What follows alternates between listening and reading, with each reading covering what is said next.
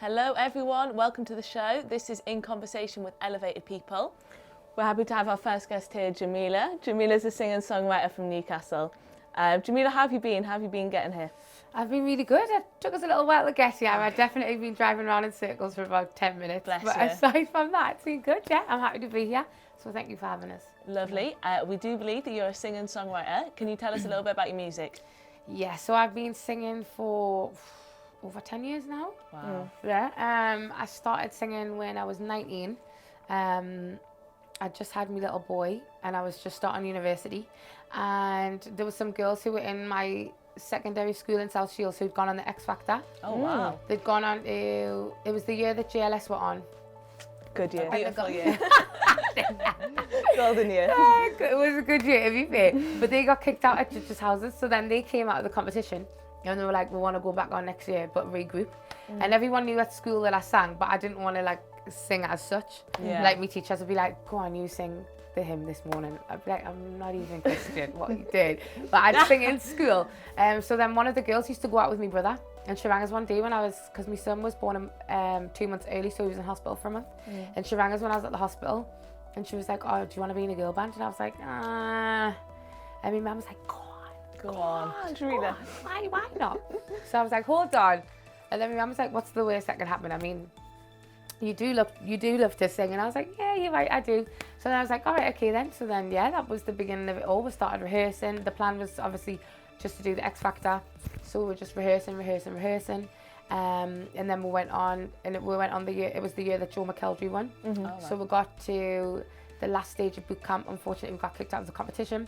But then we carried on gigging. We supported GLS. About 3 times, like here and in Ireland, Tayo Cruz, Lamar. Wow. Yeah, so it was amazing. And then the music that we were doing as a band was a lot more like indie, Okay. and it wasn't me, basically. And I remember one time having a chat with my dad, and my dad was like, do you think you could be best friends with this group of girls outside of the music? And I was like, no, I can't see it. And he was just like, then it's not for you. So then I left the band.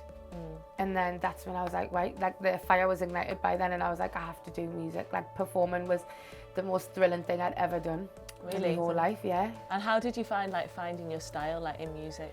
I feel like I always knew what I liked. I always had a style of music like R&B and soul and stuff like that was always what I listened to. Obviously growing up, my dad played everything, but it was the majority of the music that I listened to was Kenny G, it was Celine Dion, Boyz II Men is what I like lived by. So Amazing. I knew that I wanted to make music that I listened to. Trust. Yeah. That's amazing. And where do you feel like you are with music at the moment? I know there's an EP Yes. on After our way 10, coming yeah. out. So talk to us a little bit about that. I would love to. All right, so I dropped a EP just before we all went in lockdown. So that was nice because I wanted to pull together the collection of music that I had worked on the last couple of years. But the plan is to drop on it before the end of the year.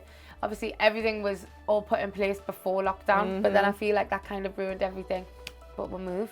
So yeah, I'm just getting ready to drop the next release. I wanted to get some more visuals done before the end of the year, and then yeah, it'll be a 5-track EP. So hopefully that'll be with you before Christmas. That'll be amazing. Looking Something forward to it. vibe to during December. Couple when it's slow going cold. jams, couple skank tunes, a little bit of It's everything. going to be a good winter, guys. Get ready for the EP. And so also you mentioned you've just dropped a new single, After 10. Can you talk to us a little bit what's happening with that? What's going on? So I dropped After 10, I think it was about 2-3 months ago now. And that was a song that I worked on last year. Yeah. I worked on it with the team that I worked on, a track that I did called Low Life. Yes. So the teams in London, it was Jerome, Brooke and Footsteps. Insanely talented people. You know, Yeah. when you can work with people and it's just fun. Yeah, the energy. Just so much hits fun. off. Yeah, it doesn't even feel like work. Like when I go to the studio, technically I need to be thinking, right, I'm on shift now. But when I'm with them, it doesn't feel like it. It's just pure vibes. So After 10 was the story of the song. It's basically about being in a situation with someone who I don't want to say a booty call. I feel like that's not really the word that I want to run with. Yeah. But booty call is basically Could it. fit. What's running? Pretty cool. Yeah, so it's just catching feelings for someone that we weren't supposed to catch feelings for. Yeah. And being stuck in this situation, and that's basically what it was about. But I tend to find that every song that I write about is always about something I've experienced or one of my friends has experienced, or Yeah, personal. yeah, That's where you tend to get your inspiration from. yeah, every time. In terms of like when you were getting into music, I know you mentioned before that sort of struggle breaking into the scene as a Muslim woman. Like, how have you found kind of getting into it sort of personally? Yeah, with your identities and... So I think at the beginning, I really didn't know how I was going to do it. All I knew at the time was that I didn't want people to know that I was Muslim, which is such a shame when I look back at it now, because it's who I am and I don't care what anyone thinks about it. But at the time, I was young, and Islamophobia is a real thing. So whenever anyone would book us for an event, they'd be like, Jamilah Hassan, and I'd have to reach out to whoever put up the flyer, and I'd be like, you need to drop the Hassan, like, just because I didn't want people to know that I was Muslim. And I was thinking, oh, if somebody's thinking, oh, I don't like Muslims, I'm definitely not going to go to that show. So I just didn't want it to be public knowledge. Yeah. So that's why Jamilah was just the only name that I wanted to use. But as I've grown older, it's who I am. Like, I'm always on social media. I'll post pics with me dad and me brothers and me son. Whole family. And outfits, like, it's who I am. Like, when I'm fasting, I'll post when it's iftar. So I was like, why am I hiding something when everybody knows that that's who I am? Like, it's Jamilah Hassan, you know what I mean? And if anybody meets us, they know straight away. So I'm at a point now where I just love me. So who wouldn't, mate? Yeah, embrace it all. Yeah, you've got to embrace it all. So yeah. No trust. Have you got any advice for like Muslim women that are trying to break into sort of industries right now that are finding it hard? Or for, Oh my God, I feel like they should just do it. If it's something that you want to do it. Because I remember so many times, even if I went on a night out, and if I went on a night out and I got a taxi home, there'd be whoever the taxi driver was, I can't even count on how many, like on one hand, how many times the driver has been like, you Muslim? Just because obviously it's Jamilah Hassan and you know, like it's a no-brainer. And I'll be like, yeah, and they'll be like, you shouldn't be out dressed like that. And like, people are so quick to say what you should and shouldn't do, but my dad is my absolute hero, and he supported me dream and always has and always will. So I just feel like, just do it. If it's something that you love doing it. Don't let anyone else hinder you or tell you that what you're doing is wrong, because there's always going to be somebody that'll do that. But just don't let it get to you. Just keep doing you always. That's all that matters. If it makes you happy, then do it. No, definitely. Here for it. Where do you see yourself progressing as an artist? I just want to keep doing what I'm doing. I'm not really sure what Allah's plan is for us, to be fair. So I'm really open to whatever happens, as long as I'm able to do what I love for as long as I can and get paid for it. I'm very, very happy. No, trust. How do you manage in terms of staying motivated with your music? I feel like it's a difficult one, because I feel like with music, it's always like this.